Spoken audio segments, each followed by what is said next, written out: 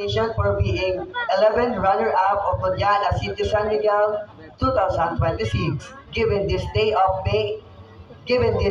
of May 2026 at Sitio San Miguel, Pavement, PL5, signed by Honorable Ernesto C. Cornelio, Barangay Captain, and Lourdes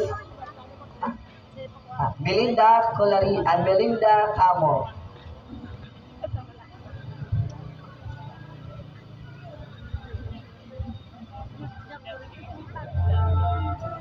Music po.